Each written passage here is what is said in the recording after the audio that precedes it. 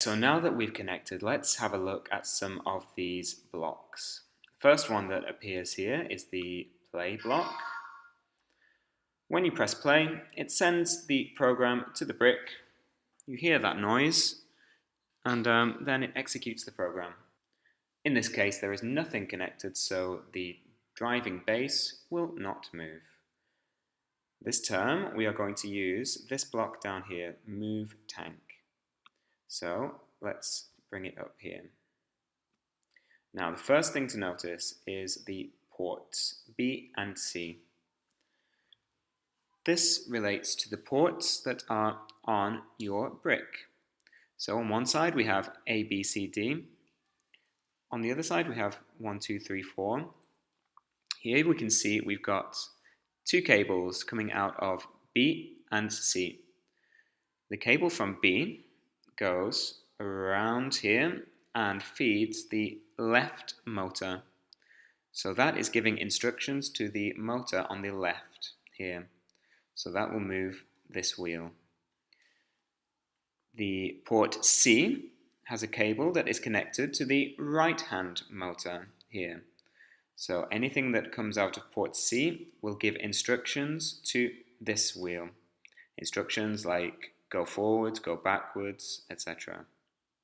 So the first thing to check is that your ports here, B and C, match the ports that are here. Now let's look at some of these buttons. The first one is the mode. Every block has several modes that we can choose from.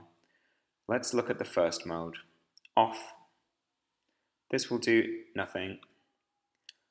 On. This will stay on. On for seconds. Here we can set the amount of seconds that we want our block to be active. So 1 second, or perhaps 10 seconds, or 100 seconds. Anything you wish. Next, on for degrees.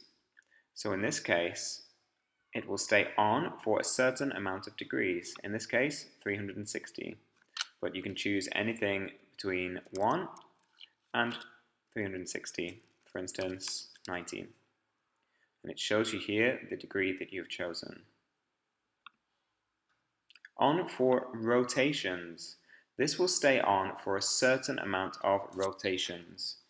What does rotations mean? It is the amount of times the wheel turns around. So that's what this piece here is for, so you can count. So starting from here, this would be 1 rotation. Okay? So let's look here. I'm going to choose on for rotations. We are going to go power left 50, power right 50, so that's the B and the C that we talked about, or the left and the right motor. And we are going to do that for 1 rotation.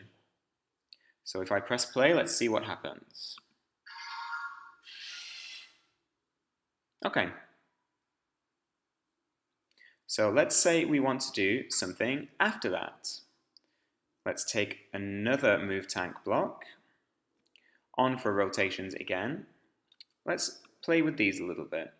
Instead of plus 50, I'm going to go minus 50. Sometimes it's easier just to type than to use the sliders.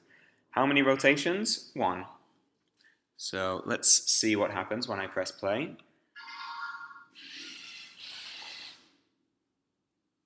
The brick will execute 1 block and then the next block. So what if I want to do something in between that? I'm going to wait for 1 second. Let's see what happens when I press play now. 1 second wait, and reverse again. Okay, so let's see what happens if we do maybe 5 rotations, and if I change these numbers a little bit.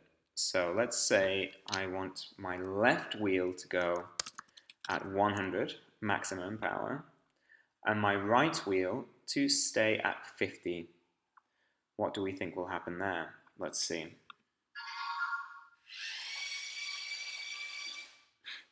Okay, so the left wheel was going much faster, the right wheel was going slower, and so that resulted in a rightwards curve, a curve towards the right.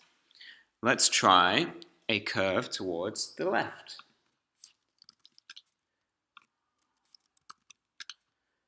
So left is going at 50 and right is going at 100.